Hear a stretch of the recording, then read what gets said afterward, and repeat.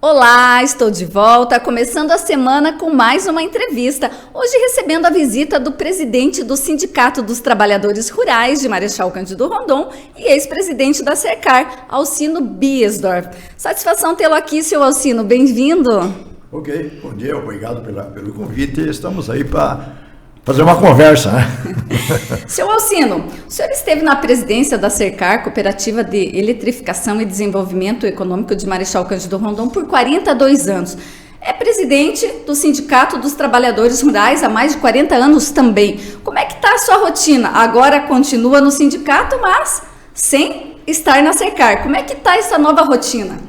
Na realidade, a rotina não mudou muito. Eu conciliava as duas coisas no mesmo tempo. Quando eu fazia alguma coisa em alguma região, uma viagem, algum interesse, tanto do sindicato como da cooperativa, eu conciliava as duas coisas.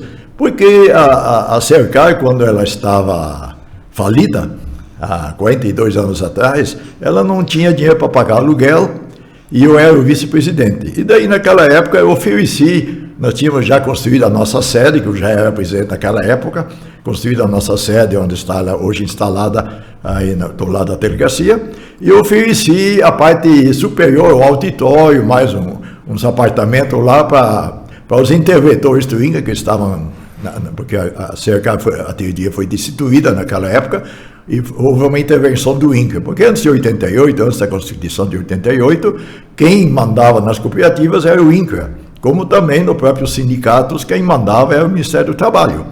Aí a Sercar veio se instalar lá junto comigo, eu, depois da intervenção do INCRA, assumi de vice-presidente, e 6 meses depois o presidente eleito naquela época, ele renunciou ao cargo, e eu tive de assumir, então, a Sercar naquela época.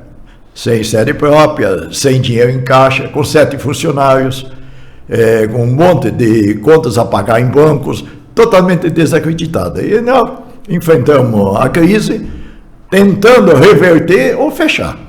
Mas o que aconteceu? Conseguimos reverter o quadro, a Sercar começou a caminhar, conseguimos sanar as contas, e conseguimos depois partir para uma sede própria e fomos indo até hoje. Então hoje a Sercar está aqui na cidade de Marechal para todo mundo ver e conhecer. Não muda muito, mas de alguma maneira, hein, senhor Alcino? Acorda de manhã, era sempre acostumado com a Sercar. Já se habituou à ideia que o senhor não é mais o presidente depois de tantos anos? Na realidade é um pedaço da vida, né? Se eu fizer uma avaliação, 70% da minha vida e da minha família foi dedicada a Sercar, porque eu tinha de mostrar serviço, eu tinha de mostrar resultados, para ter uma credibilidade também na própria praça, no comércio e tudo, para a Sercar continuar crescendo do jeito que ela cresceu até agora, até no fim do meu mandato. O senhor se despediu da presidência da Sercar num bate-chapa histórico, inédito, né? O senhor acabou disputando aí com o seu até então vice-presidente, o Celso Prediger. O senhor imaginava que essa outra chapa, o senhor já tinha se colocado à disposição, mas o senhor imaginava que essa outra chapa de fato ia acontecer ou era mais fogo de palha? Como é que foi isso? Na realidade, o que aconteceu foi uma ideologia política, não foi uma ideologia administrativa, porque a Sercar fechou suas contas dia 31 de dezembro, com saldo positivo, com os investimentos todos pagos, e tudo que... Eu acho que não existe uma empresa tão estável como era a Sercar até anteontem. Eu não sei hoje como é que está, porque eu estou fora já quase 90 dias, não sei como é que está o ambiente interno lá, mas eu estou com a consciência tranquila que saí de lá com as contas em dia, não deixei nenhuma dívida para trás. O quadro de funcionários que me ajudou muito, tive a sorte de escolher bons elementos, e por isso que a Sercar chegou nessa posição que ela está hoje. Mas, volto a repetir, foi exatamente um momento político. Se isso tivesse acontecido há um ano atrás, não ia acontecer isso. Mas como esse palavreado aí de patriota, de PT, de não sei o quê, vai acontecer uma coisa, me chamaram de tudo. Me chamaram de petista, me chamaram de velho, me chamaram de comunista. Só não me chamaram de uma coisa, pelo menos não escutei eles ainda me chamar de ladrão. Mas o resto me chamaram de tudo. Então eu fiz uma avaliação comunista. Se os meus 42 anos foi um regime comunista que eu presidi a Sercar e o próprio Sindicato dos Trabalhadores Rurais, e da posição que eu consegui levar elas, as duas instituições, eu voltaria a ser, então, quero ser comunista. Porque eu fiz um programa social. Se eu ajuntar todos os serviços sociais que nós prestamos aqui na região, antes da emancipação dos outros municípios vizinhos, eu não consigo ajudar tudo, né? Mas então foi muito bom. Então, se isso é para ser comunista, então eu quero ser comunista, então, porque nunca não procuramos fazer o mal de alguém. Nunca, como aconteceu agora comigo, porque eu fui amaldiçoado, fui coagido, inclusive temos alguns áudios gravados, que provavelmente ainda vão vir à tona das ameaças que eu recebi, de incitações à violência e tudo mais. Então, a Sercar hoje está numa posição confortável, é só manter as instalações, o resto está tudo feito. Deixei, como é que diz, o ninho pronto. Sabe a história do partal, né? O partal, não? Porque o partal não faz ninho, né? Ele põe os ovos no ninho dos outros. Isso é a história do partal. E assim também aconteceu na PCH Moinho, na usina, que eu vou deixar o cargo amanhã. Não me aceitaram mais para participar dessa diretoria também. Vou entregar a PCH Moinho amanhã, que também lá o ninho está pronto para o chupim pôr ovo dentro. Tá tudo certinho, tudo ok, tudo. Não tem erro, não falta uma palha no ninho para botar os ovos. Seu Alcino, como é que é o sentimento? O senhor acabou de falar e citou mais de uma vez a questão da ideologia política. A gente sabe que na época, na campanha, um pouco antes, circularam áudios, né, que falavam que o senhor, culpando o senhor porque o senhor era de um candidato X, e daí uma espécie de boicote, digamos assim. Sim. Como é lidar com isso? O senhor estava tanto tempo aí na Sercar, como o senhor falou antes, o senhor nunca se prendeu ao lado partidário, o senhor teve pessoas na diretoria que eram vamos dizer assim, favoráveis a um X, outros a Y, mas nunca se prendeu a isso. E naquele momento aquilo estava tão forte aqui em Marechal, e todo mundo ficou sabendo da sua história, né? Que teve a repercussão e o compartilhamento de áudio de pessoas assim, em tese, falando, e o senhor chegou a sofrer represálias, ameaças e tudo mais. Como é que é lidar com tudo isso? Na realidade, se olharmos a fundo, é uma vergonha, mas infelizmente aconteceu. Porque o que me ameaçaram, e pelo que me julgaram, porque eu nunca não fiz campanha política para ninguém. Se você ir lá na Sercar, que tem 150 funcionários, e pedir para quem, se eu convidei alguém para votar em fulano ou ciclano, ele estaria mentindo. Eu não sei em quem votar, eu nunca não me interessei. No sindicato a mesma coisa, vai lá pedir, mas o presidente não fez campanha para um candidato aí para vocês votar. Não, sempre evitei política, religião, essas coisas dentro dessas empresas, porque o foco nosso é a sociedade, não é a política, porque nós não vivemos da política. Quem pode fazer isso, está aí até para pedir, um cidadão que vive da política. Ele defendeu o lado dele, está aí, inclusive até ir para ameaças e tudo mais, mas eu nunca não fiz isso, e agora me julgaram que eu sou isso. Mas vou fazer o quê? Deixar como está, o tempo vai dizer o que fizeram comigo. O senhor falou da questão do viés ideológico, mas algumas pessoas da diretoria que acabou sendo, né, eleita, disse que era uma questão de renovação e tudo mais. Como o senhor encara isso? Isso desculpa, isso é conversa para boi dormir, isso é para com isso conseguir enganar um grupinho do quadro social. Mas o grosso mesmo do quadro dos que votaram com essa chapa foram por causa da política. Tenho absoluta certeza disso, convicção de que no mínimo 90% desses votantes votaram contra essa chapa por causa da política. Eu mesmo tendo na minha chapa pessoas de outras áreas políticas, de outras facções, de outros partidos, mas nunca não me interessei por isso, nunca não descartei alguém, não, porque eles não é do meu partido. Nunca não fiz isso. E eles fizeram. Como é que está a sua relação hoje com esse pessoal que hoje está na diretoria, especialmente com o vice, né, que hoje é o presidente, o seu Celso? A relação de vocês acabou estremecida com todos esses acontecimentos? Eles se fazem de santo, né? Mas não é bem assim, não.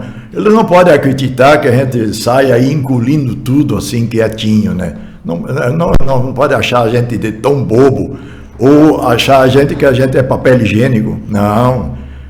Eu tenho minhas considerações, eu tenho minha visão do negócio que eu fiz ao longo desses anos, sempre para preservar o bem da comunidade, e então não tem como dizer que não.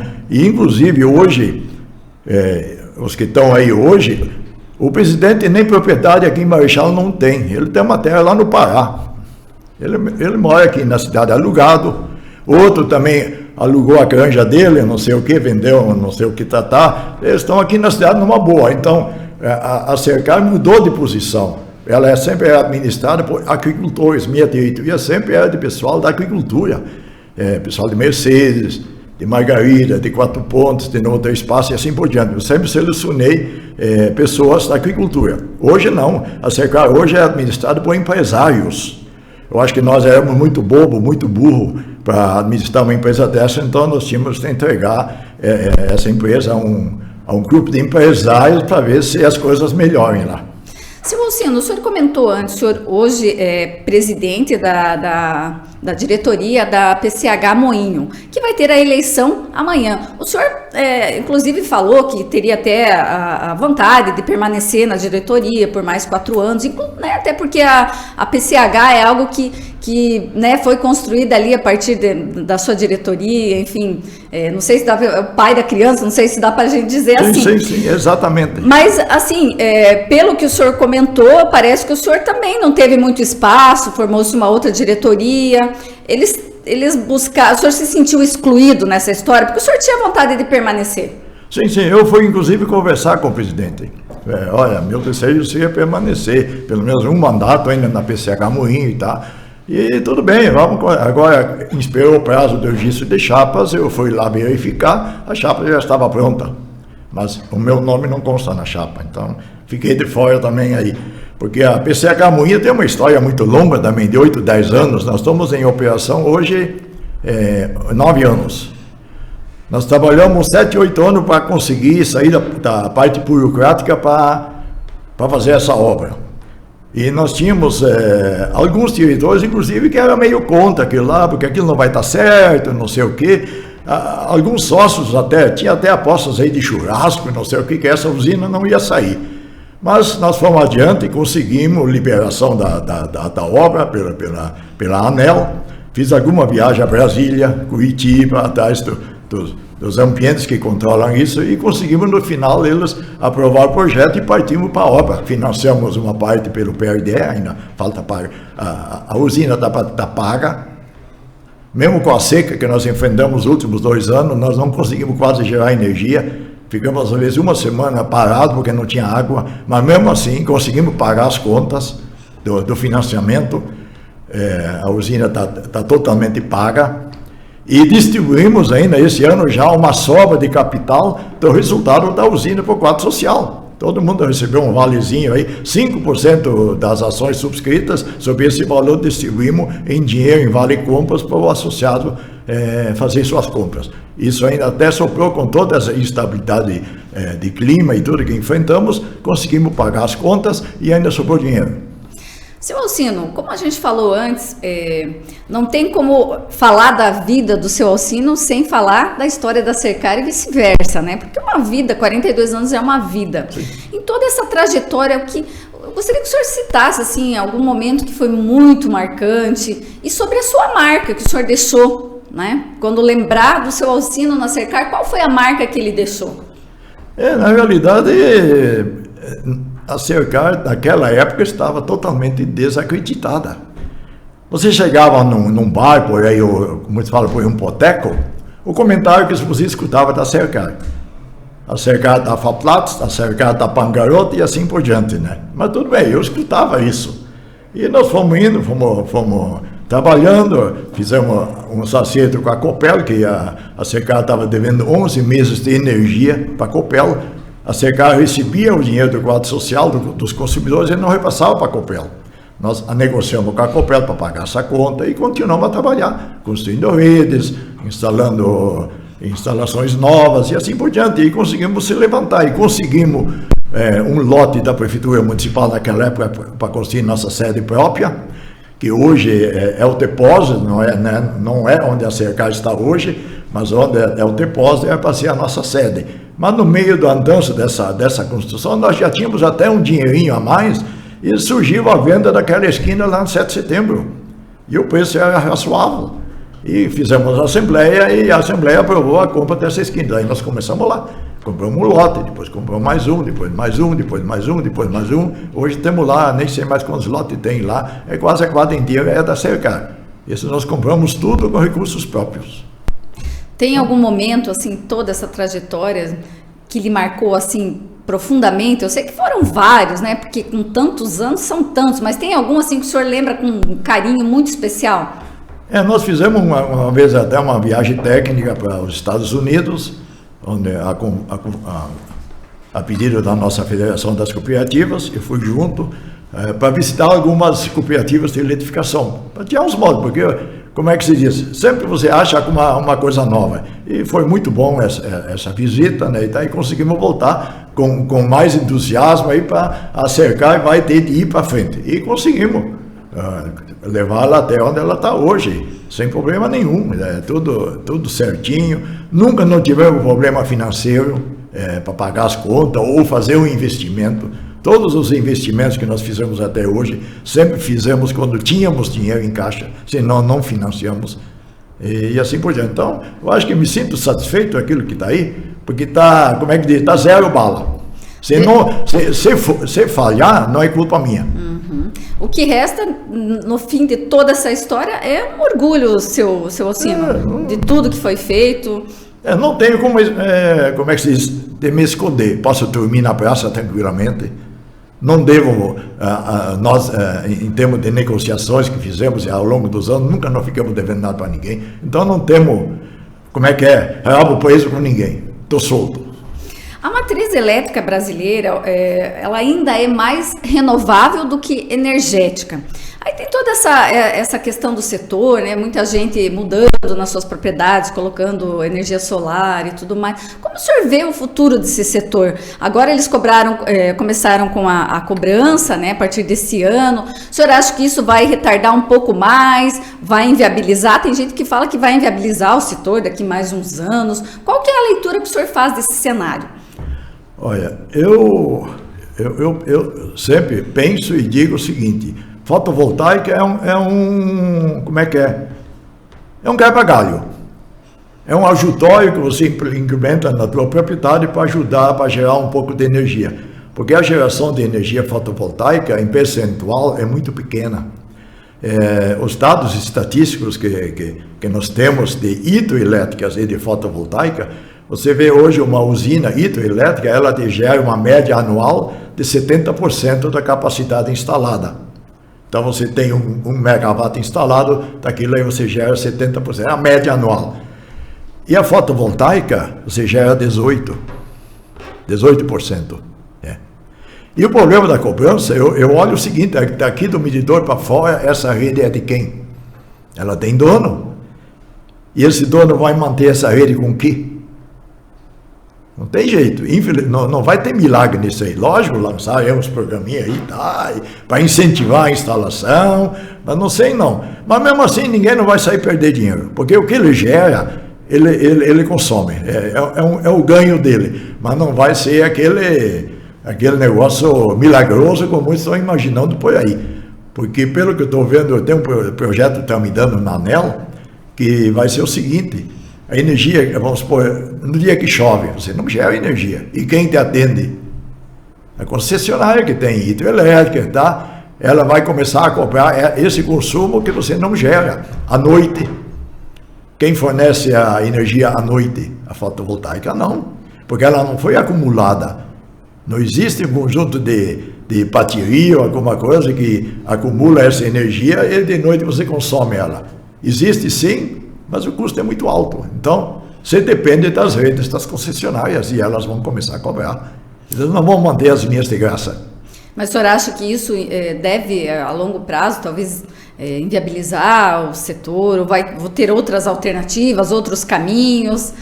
Inviabilizar totalmente não, porque eu digo, um dia de sol bonito, o cara que tem aviadores, que tem criação de peixe, que tem aviário, ele vai consumir a energia que ele gera, tudo bem, esse é o ganho que ele vai ter.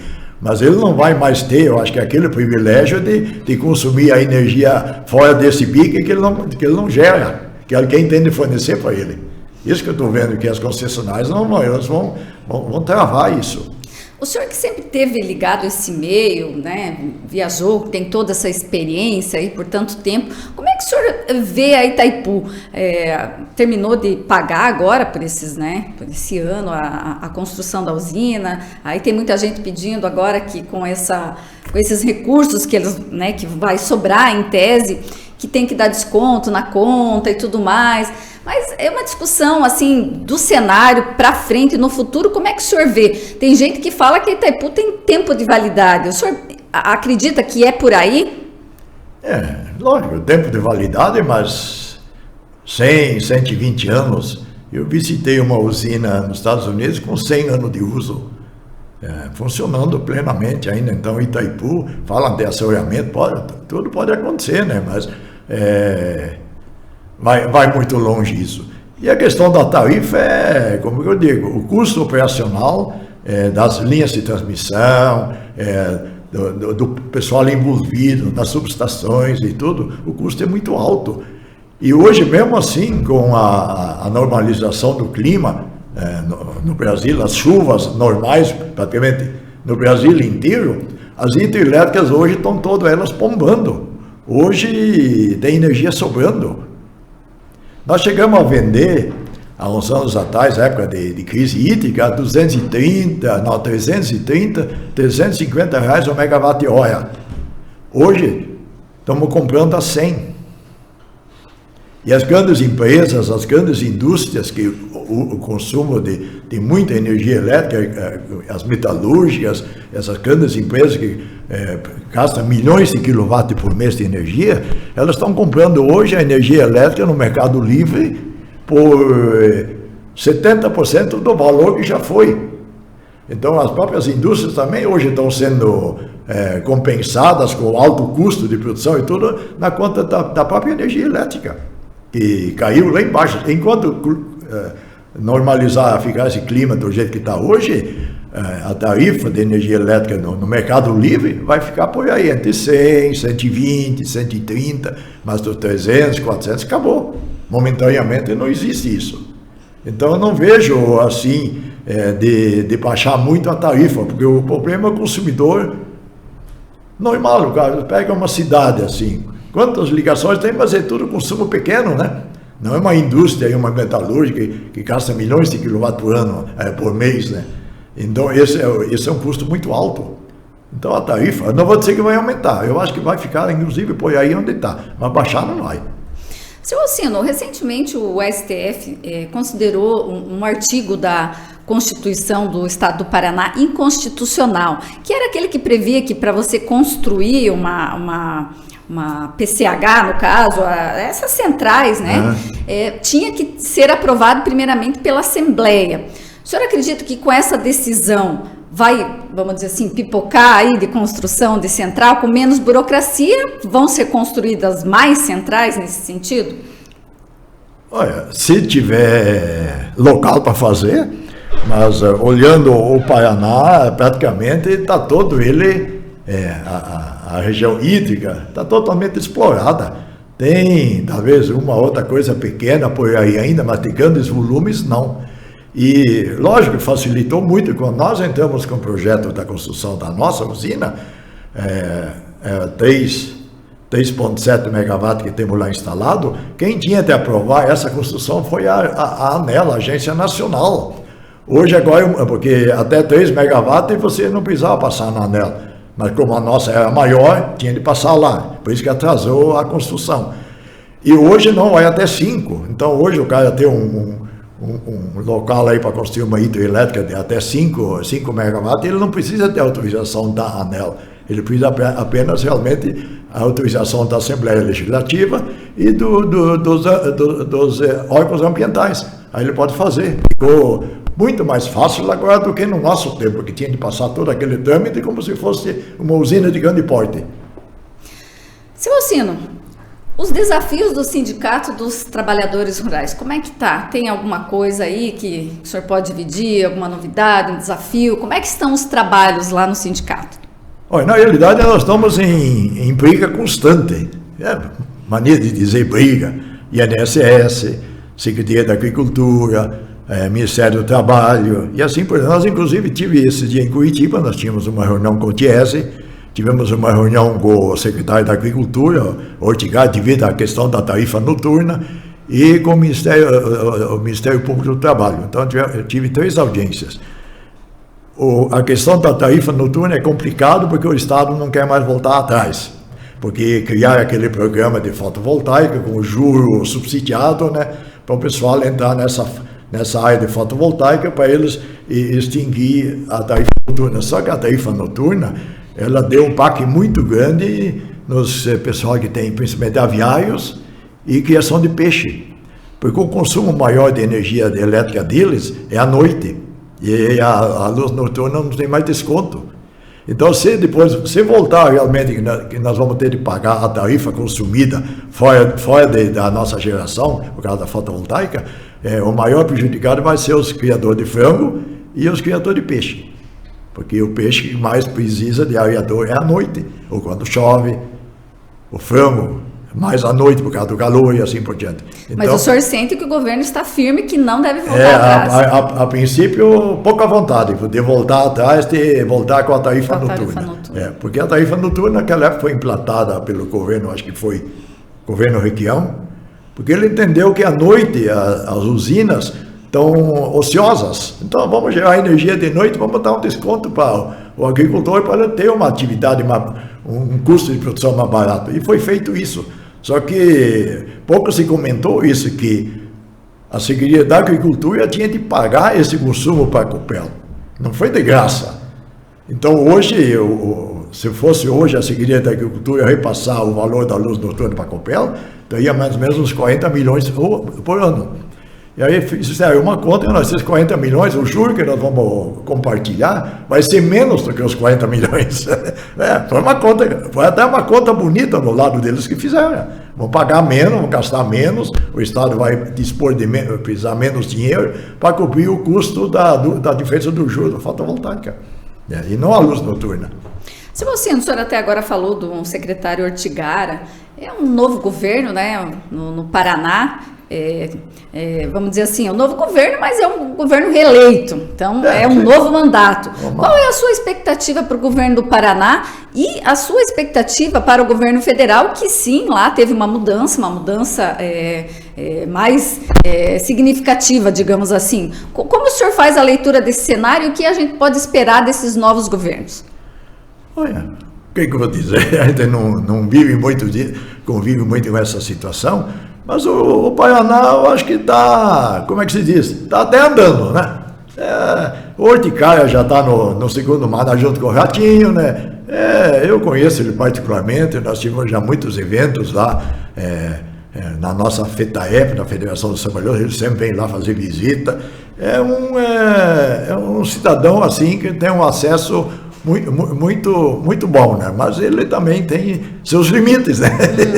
Ele depende da caneta do Ratinho, do chefe, né? Mas ele sempre teve boas intenções de ajudar o agricultor, principalmente a agricultura familiar, né? Não dá para, assim, dizer que foi omisso. Ele faz, eu acho que está ao alcance dele. Às vezes, talvez quer fazer uma coisa, mas a situação não deixa. E o governo federal é a mesma coisa, né? Eu acho que foi uma virada até meio violenta, né? Hoje ainda, você assistindo aí a imprensa, né? Como é que se diz outro? Briga de cachorro grande, viu?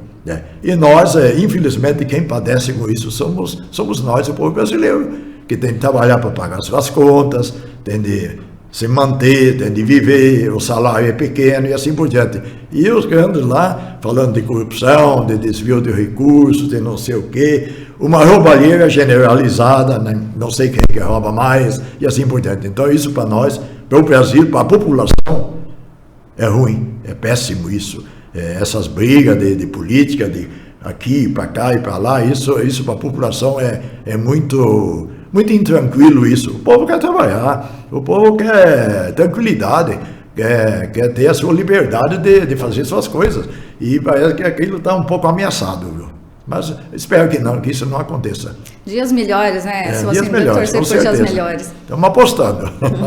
Seu Ossino, um prazer recebê-lo aqui para esse bate-papo. O senhor aí, a gente vê, né, com tanto tempo aí na presidência de entidades, há tantos anos, já passou aí da casa do 80 e está com tanta disposição. A gente vê assim que os olhos brilham, né? Vontade de fazer sempre acontecer e o melhor. E é uma satisfação, né, tê-lo aqui para esse bate-papo. Eu deixo a senhora à vontade aí, se tiver algo mais que a gente não conversou, não comentou, que o senhor queira, né, explorar aqui, fique à vontade. Não, só quero agradecer ao convite de vocês, né? E espero voltar mais vezes aqui. E também agradecer a população que nós temos, como é que se diz, o respeito, tanto no sindicato, que nós estamos lá no dia a dia, com o nosso quadro de funcionários, atendendo a demanda da necessidade do trabalhador rural, do agricultor, sem distinção de cor, raça e partido político, sempre foi feito assim. E eu acho que nós temos assim, no próprio sindicato hoje, já muitos anos atrás, foi a visão que eu tinha também na Cercar, porque se as cooperativas de eletrificação, que não se diversificaram ao longo dos anos, quando nós tínhamos o desconto na tarifa de energia elétrica para ter um resultado nessa transação, os que não fizeram isso já fecharam as portas. E as que não fecharam ainda estão fechando. Nós tínhamos, no início da década de 80, nós tínhamos 18 cooperativas de eletrificação rural no Paraná. Hoje ainda temos 4. Nós temos 2 que têm usina própria também, lá de Castro e Araputi, que fazem parte na divisa de São Paulo, e fora disso nós temos aqui na Marechal Palutina e Chupincinho. E o resto já fechou tudo. Então eu digo, as cooperativas que não diversificaram seu negócio, que no caso da Cercar, eu sempre falava, da tarifa nós não vamos viver. Aí abrimos a loja, aí abrimos o mercado. Nós temos que fazer mais alguma coisa, aí partimos para a usina. Então hoje, a receita para a manutenção da Cercar, se ela não está garantida, então eu não sei, alguma coisa de errado vai acontecer. O sindicato foi a mesma coisa. O sindicato, depois que acabou a contribuição sindical, tinha sindicatos que viviam só disso. E eu sempre falo, nós temos de criar uma outra alternativa de sobrevivência. E o que aconteceu? Abrimos há uns 15 anos atrás uma pequena loja. A nossa sede estava quase a metade obsoleta, né? Aí amodelamos aquilo lá e abrimos uma agropecuária. E hoje nós estamos lá com 7 funcionários. Faturamento não está para reclamar.